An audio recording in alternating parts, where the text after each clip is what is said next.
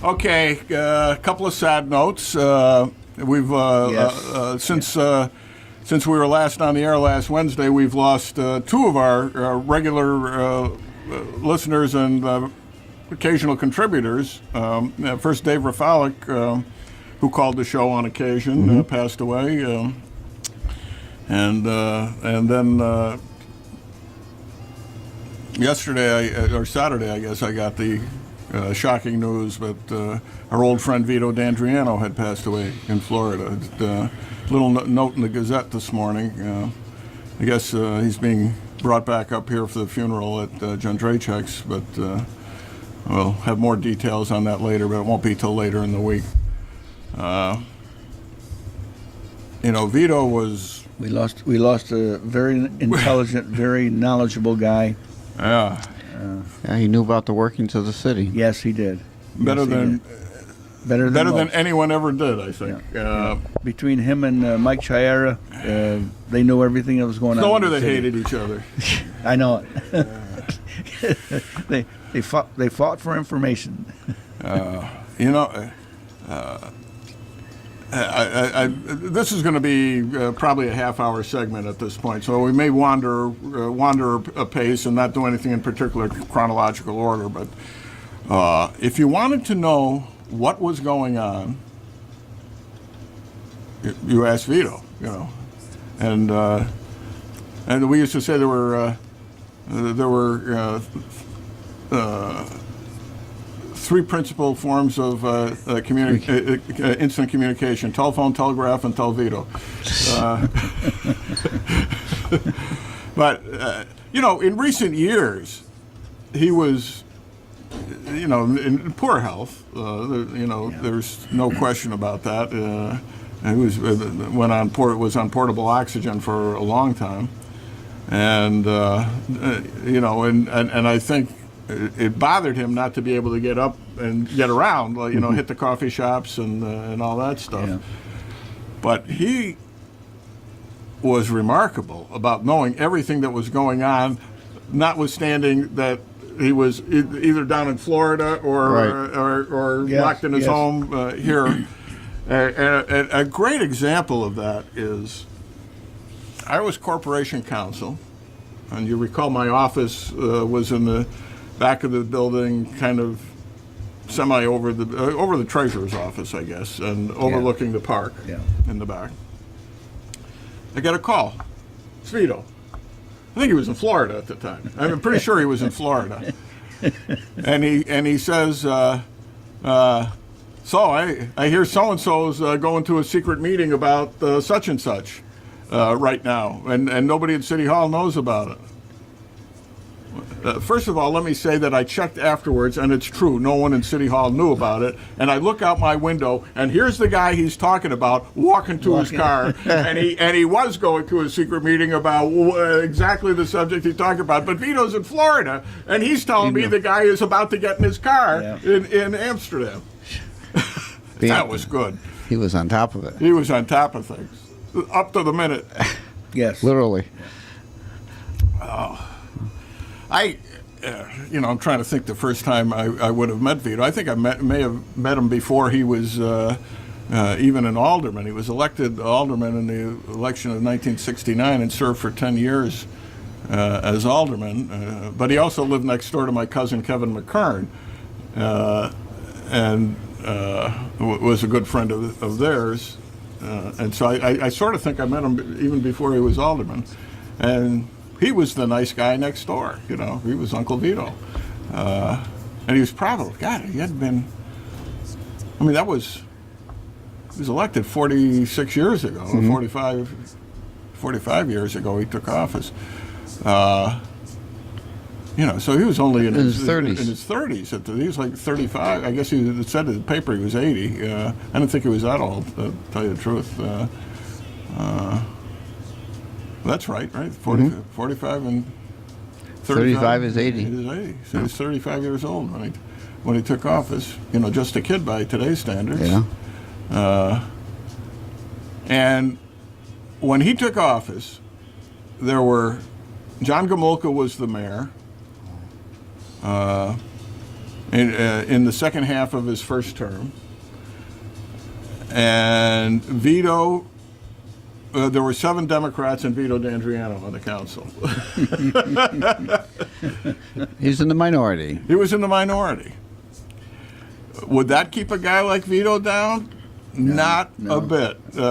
First of all, he started, cozying up to all the other aldermen, and the next thing you know, he's forming his little coalitions to get, get the people he wants appointed to the summer jobs, and it was incredible. The next election rolls around, and Jimmy Dines gets elected from the 2nd Ward. So now there's 2 Republicans. But you also had Ray Hall get elected as a Democrat by beating a dead man in the primary by a handful of votes. The incumbent alderman, Al Schlieva, died like a week before the primary election. Mm-hmm. And it drove Bernie Casellas, who was the city chairman, or may have been county chairman at the time, crazy. What are we going to do? Our candidate is dead, and it's too late to replace him on the ballot. So they start taking out ads. If you want to pay tribute to Al Schlieva for the great job he did as alderman, what better tribute can you give than by casting a vote for him in the election? Because if he had won, if the dead guy had won, then they could appoint to fill the vacancy. Yeah, the committee on vacancies. But he had to win first, and he almost beat Hall. It was like 6 or 7 votes, I think. Oh.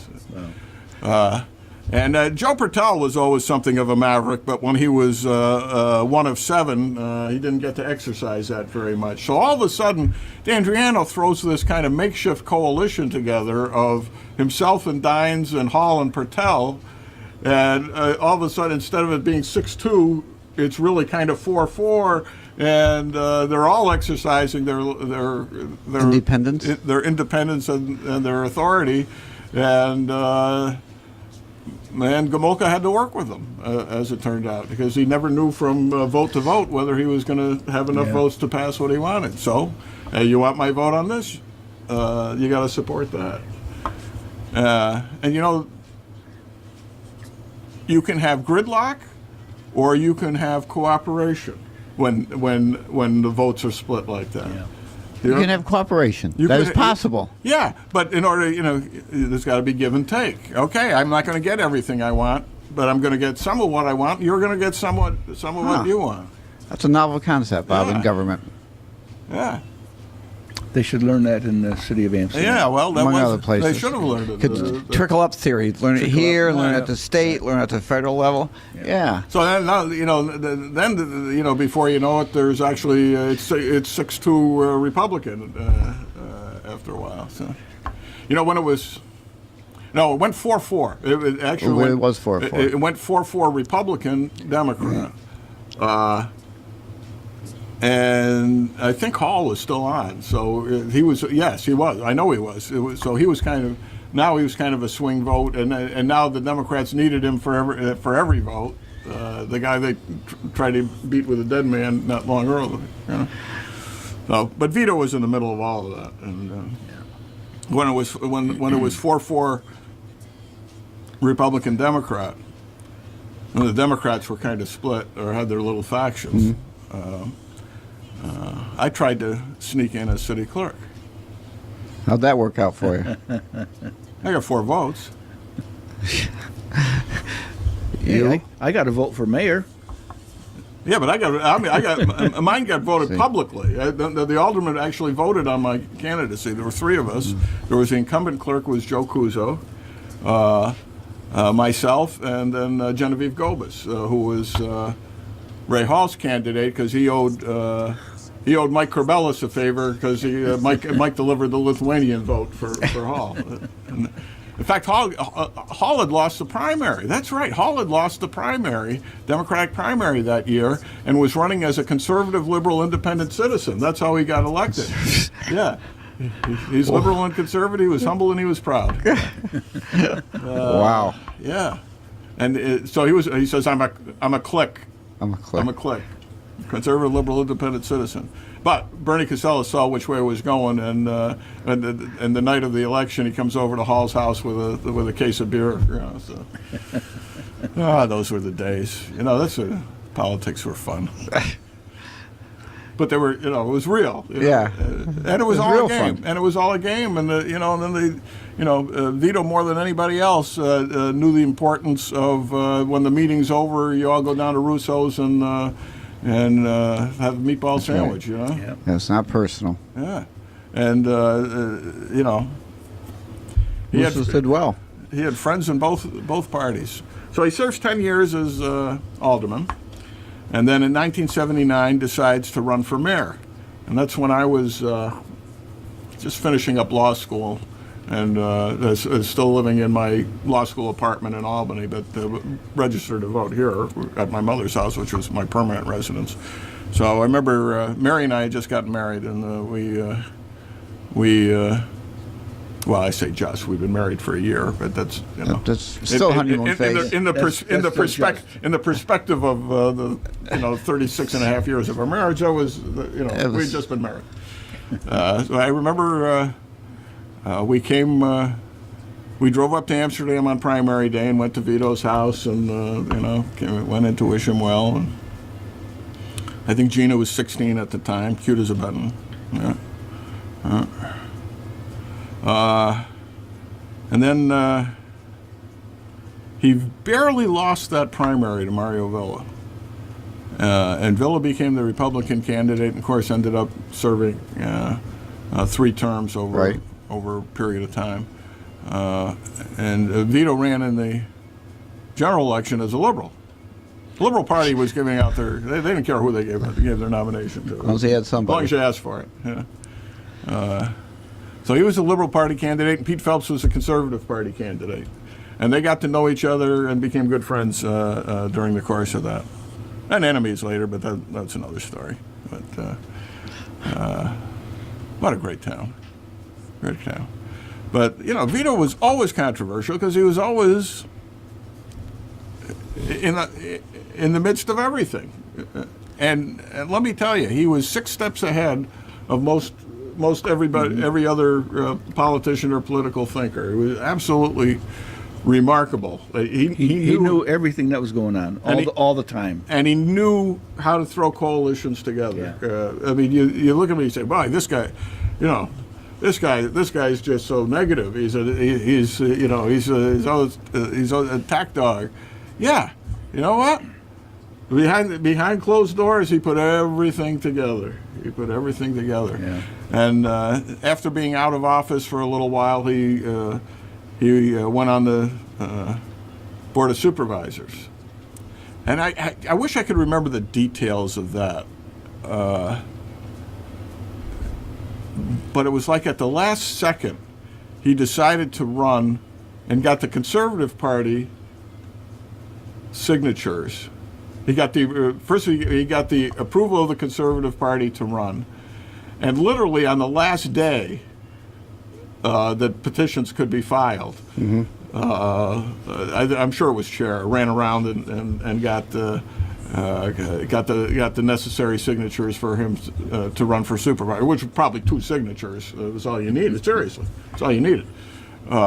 And then they they drove down to the Colony Post Office and made sure it was postmarked before midnight. And it was probably about 11:45 when they got there.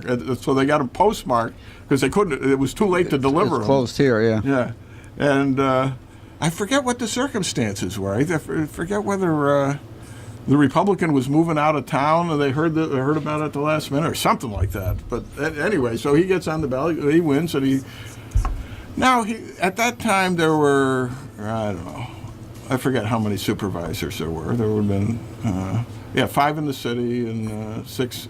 11. Maybe it was 5 and, was it 5 and 5? No, there were 10 towns, so it was, but there was weighted vote, that's what it was. That's the problem.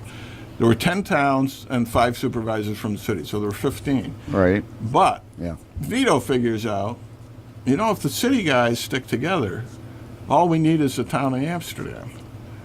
And so he wines and dines Frank Kwiatkowski, who was the town of Amsterdam supervisor. And the next thing you know, Vito's running the whole county. The other guys might just as well stay home. And they get all the people they wanted appointed and all this stuff, and controlled everything. They just stayed together. And it wasn't a party coalition at all. Frank was a Democrat. I forget. I don't think it mattered which party technically controlled the board of supervisors. Vito did. Vito did. Oh, he didn't, but he didn't act like he did. That's somebody else would be chairman, or so and so it continued for a while. And then he went to work for ADA, Amsterdam Industrial Development Agency, which had been had been moribund. The biggest thing that ADA had done was to set up that industrial park. And then when FGI got in trouble financially, they agreed to mortgage the entire property to secure a loan for FGI. And as a result, they couldn't sell off all those building lots. So the Amsterdam and Edson Street Industrial Park was empty for years and years. And then Chera takes over the board. I forget how that happened. I think it was Chera's first time around as chairman. He was hired and fired 4 times as chairman of ADA. At least 4 times. More than he was hired and fired at WCSS, as a matter of fact. And so Chera is the chairman. Vito is the Vito gets hired as the consultant, and he got paid ridiculous, like $5,000 a year. It was crazy, small amount of money that he was getting paid, but he loved it because he got this is my park. Yeah. And they got Don Campbell as the attorney, and Campbell, who knew first of all was just absolutely tremendous lawyer, but he knew his way around, and he got the bank to release the rest of the park. By this time, FGI was on more solid ground, and then Vito went to work filling the park, building the buildings and filling the park. And what they would do is they would build a factory building on spec, and market it immediately. And they would market it, they would sell it, they would use the money to build another one, and within a very short period of time, that park was full,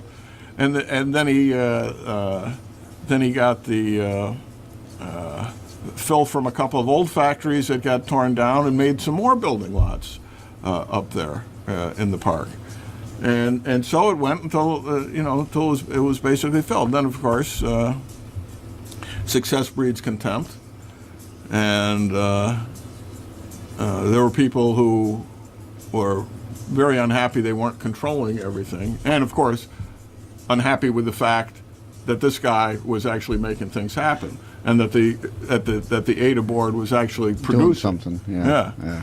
And so of course Michael gets fired, but 1 or 2 times. The aldermen kept changing and the mayors kept changing, and we got to get to control of ADA. It was awful, but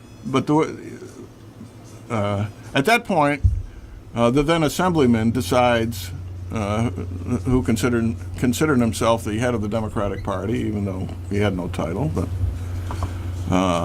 he launches a public investigation of Vito and ADA. Yeah. Right? And he has all these public hearings that produced absolutely nothing. Because there was nothing to produce. But dragged the guy's name through the mud day after day after day. And I remember making it a point when that first hit the news to go up to Vito's house and visit with him and sit in his front window so that the guy across the street who was making complaints about him would know I was there. They were. I haven't even mentioned Sarah, who is and always has been the sweetest woman on the face of the earth, and I can't say enough about her loyalty to Vito and all his friends over the years, and she's just always been a peach. When our kids were small, we always went over there on Halloween. We would finish up Halloween by going to Uncle Vito's house, Uncle Vito and Aunt Sarah, and they'd always have, big bags of candy for the kids.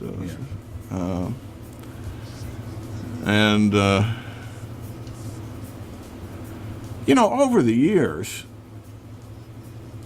we disagreed on a lot of things, Vito and I. In the olden days, I used to be opinionated. You had an opinion. Based upon fact? Say that again. In the olden days, I used to be opinionated. Okay, I want to make sure I heard that. Okay. I know it's hard to believe, seeing me now in my mellow older age. That's but, right. Still picking up the senior menus, but. So we had some knockdown dragouts on some stuff. But in the end, we remained friends no matter what. So it wasn't personal.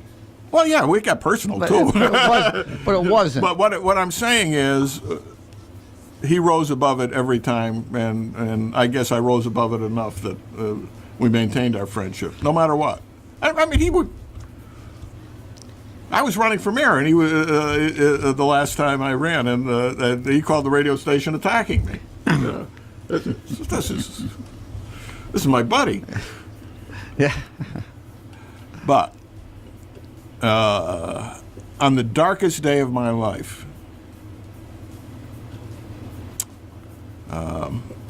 those of you who have been following my career are aware that on the day after I returned from Ground Zero in 2001 on my Red Cross month-long trip, the Court of Appeals removed me as family court judge of Montgomery County.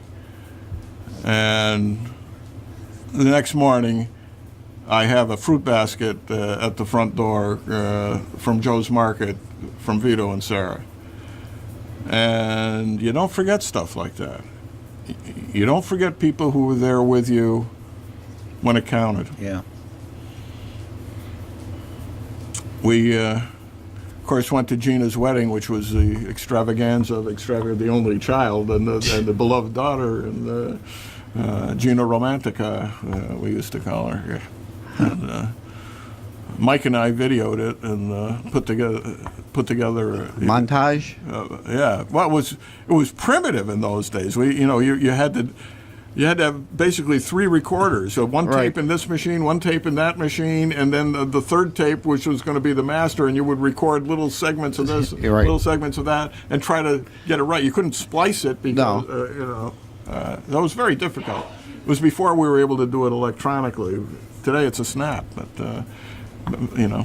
I'm recording this show, by the way, and I'll show you how easy it is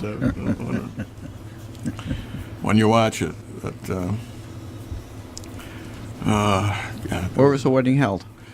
The wedding was the wedding was at St. Michael's, but the reception was at the Hall of Springs in Saratoga. Oh yeah. And Vito. Vito spent the morning in Danny Marticello's barber chair, and he looked terrific in the tux and everything. And of course, he was prematurely gray. It was gray as long as I knew him, actually. Yeah.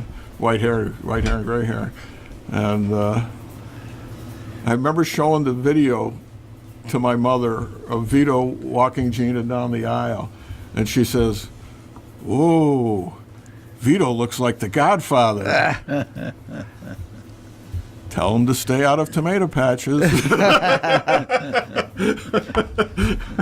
And he did. He looked like Don Corleone. Michael and I tried to kiss his ring at the wedding, and he didn't refuse us. Because you can't refuse anything on your daughter's wedding. That's right. That's right.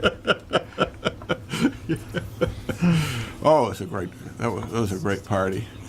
And I got my machine going, and Michael's got. These were big. Remember the big VHS. So I got mine actually filming at the reception at our table. and Michael's got his on the table in front of him across from me. And So he's taping you, taping somebody? Well, no, he wasn't taping at all. I was just taping him.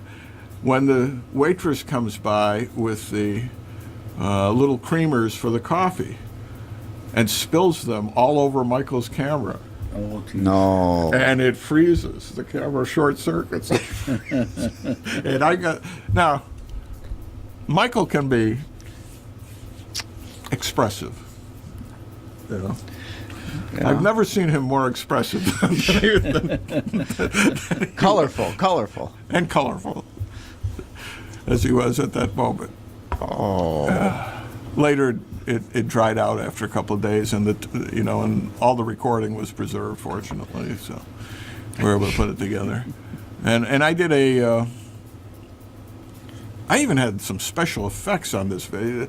We used a Commodore VIC-20 that I programmed to come up with the marching letters for Gina and John's wedding. Oh yeah. Yeah, it was very Professionally done. oh well. I mean, For an it was, amateur? it was very clever for considering the state of the art that we had at that time, which was zero. You know, you. This was before the recorders even had where you could put captions in. Couldn't even do that back then. Gee, I guess they've been married a long time. Huh. Anyway, I meant to do a more complete video for her afterwards when we got some additional footage from some of her friends and things like that. And I still got the raw tapes. I still haven't done it. They're still married. So, anyway, that's my friend Vito Dandreano. You're listening to WCSS 1490 on your dial in Amsterdam, New York. This is the show with no name. When I came to Amsterdam back in the early 50s, I lived on the West End, and that's where Vito used to live. And I knew him, or I knew of him, and I knew, some of the people on the West End because I lived there for a while. And I don't know how many years later, I've always seen these people around. They knew who spoke to them, hi. And serendipitously, I became candidate for alderman. Yeah. And I'm walking down the street one day from the parking lot to the house where I was living, and the car pulls up, and it says, "Hey, kid." I think he's younger than me, isn't he? Yeah. Hey, kid, he says, come here. I said, Vito, what's going on? A contemporary, but younger. Yeah. He's a little younger than He you. says, you're running for alderman, huh? I said, yeah. I says, I was sort of roped into it, but I am. He says, what do you need from me? I said, I don't know. I never ran for office before. I don't even know what politics is about.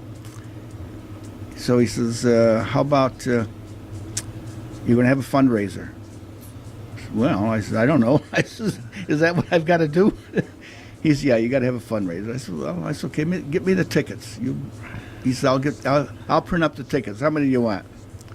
I said, I don't know, 50, 100, I don't know. He looked, 50 or 100. I said, I don't know. I never, did this before. He said, I'll get you the tickets. Well, whatever he got me was probably way more than I ever needed, because I don't think I got 10 people come to the fundraiser. Well, yeah, but the way Vito operated, you didn't need people to come to your fundraiser. He would sell 10 tickets to this contractor. Well, I think 20 some tickets were sold, but like I say, I don't think there was 10 people that showed up. But he was the first one. He was the first one who was going to help me. Yeah. So we became pretty good friends. I'm not that social of a person. I don't get around that much. That's what I mean. I don't get around this.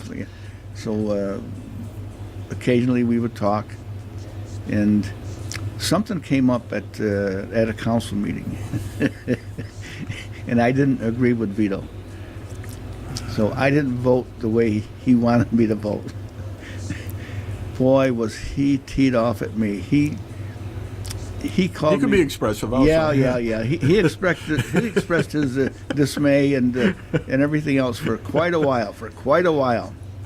And then I even forgot what the occasion was. We had to sit down and talk about something, and that was the end of our our conflict. But he was quite a guy. Like I say, he knew everything, and every once in a while, when something would come up, he would call me and say, "Jim, do you know this? Do you know this? Do you know this is going on? Do you know?" Okay, Vito, thank you very much. And he knew everything up until last Tuesday when he had a heart attack. Yes. He knew everything that was going on up here. Every single, he had a, Yeah, he was quite His a guy. network. You know who was Danny Maglioka was great. Like Danny was the same way. And Danny would talk to Vito every day. Yeah. But Danny never left the house in his final years because he had terrible health. And he knew what was going on. Also. And he knew absolutely everything that was going on. And he would tell Vito, and Vito would tell Wallman, and the Wallman would tell me. But sometimes we got it directly from Vito. Like that guy's getting in his car to go to the secret meeting. Amazing. Absolutely amazing. When you knew that he knew that, you knew he knew. Yeah. You know who's also good about knowing? Tommy DeMezza. And this comes to mind because it's a Vito story.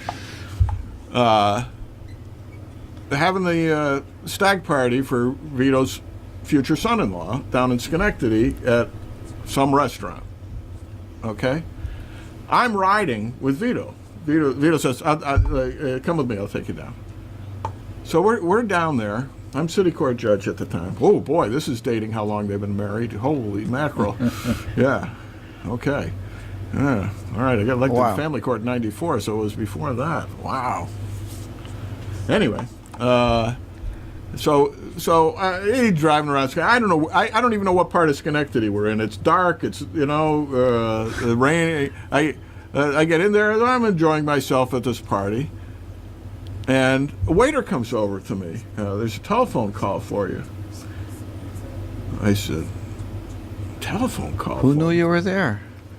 It's Tom DeMezza calling from the police department. He says. Listen, we just arrested this guy. He needs to be arraigned. I said, Tom, how the hell do you know where I am? I don't know where I am.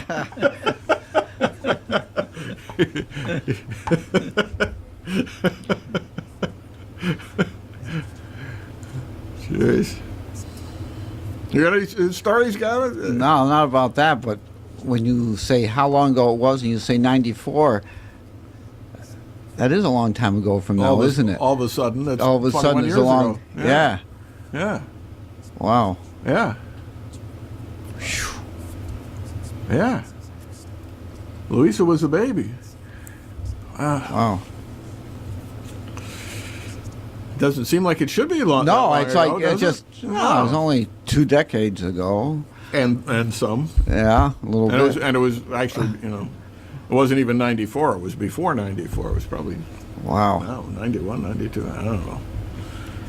Something like that. Might have been even before that. I don't know. Oh. Now that you put that in perspective, I feel a lot better. Wow. What happened? Boom. Just like that. Especially the last 15 years. Holy mackerel. That's what happens when you're having a good time on WCSS 1490 in Amsterdam here. 843